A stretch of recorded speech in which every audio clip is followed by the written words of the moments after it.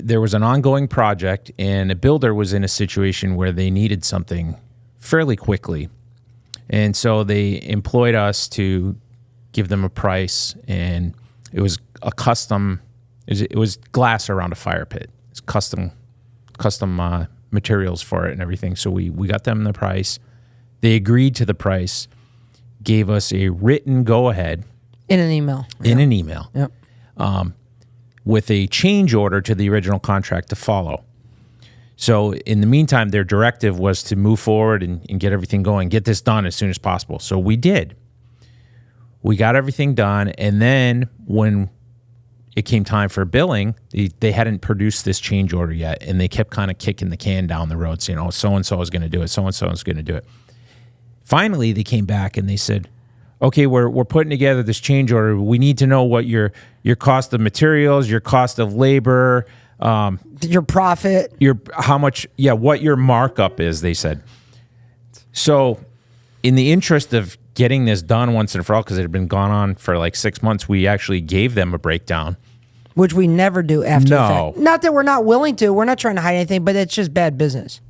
So they came back and said, well, we can't accept this. Your markup is too high. So you've agreed to the price, Scum. but whatever. Yeah.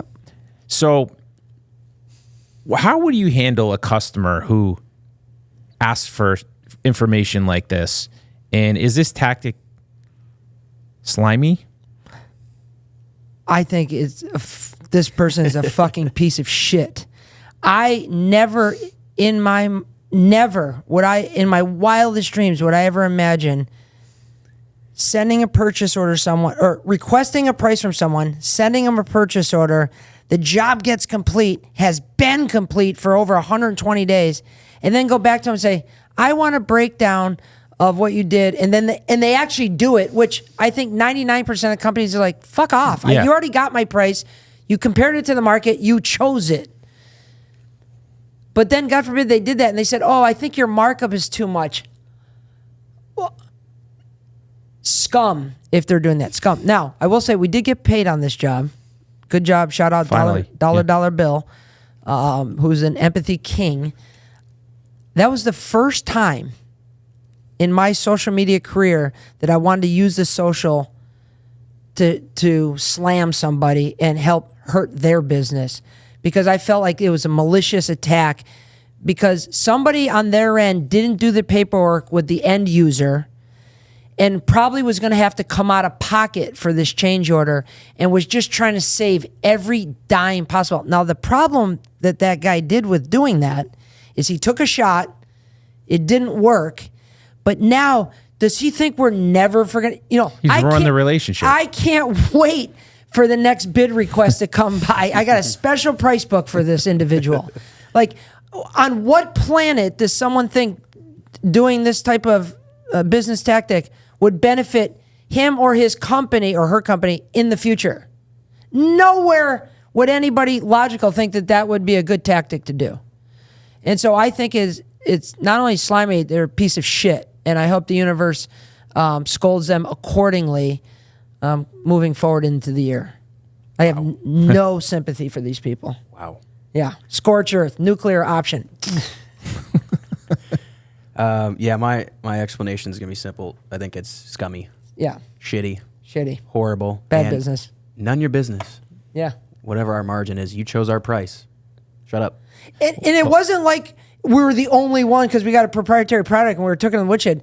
I know this person. 4 bids. Yeah. So you had 4 bids. And just a little backstory. We've done business. There was no reason this. for them to do this. Yes. 0. Other than they made a mistake on their end and they thought they could justify by kind of beating us up and strong arm us to get down a little price just to save the money that was going to have to come out of their own pocket. And I feel like not only did they not save any money, but they cost themselves a lot more headaches for the future to come. Those of you watching, we'd love to know what you think too. Maybe some of you are on the other side and have a better explanation for us. Let us know in the comments. Absolutely. That's such an expensive lesson too. That he hasn't learned yet, And but it's coming. because now, like you said, one happy customer tells 3 people.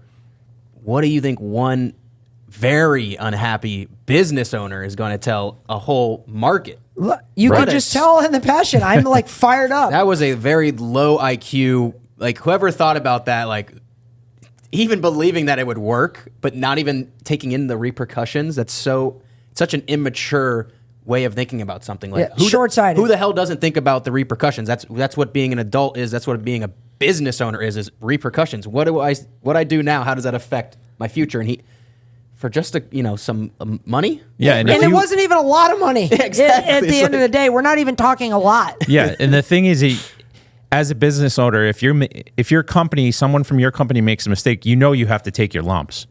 We do it all the time. We do it all the time. I hate it. I hate doing it. But I'm so grateful that we've put ourselves in a position to be able to do that, because some of the best customers we have today started because of a mistake we made, but how we handled it moving forward. And the contractor or customer would be like, I can't believe that you actually honored what you said you were going to do. And we will never use anybody else moving forward. We know that you're accountable and that you stand by your word and you do the right thing. I mean, at the end of the day, that's what you have. Yep.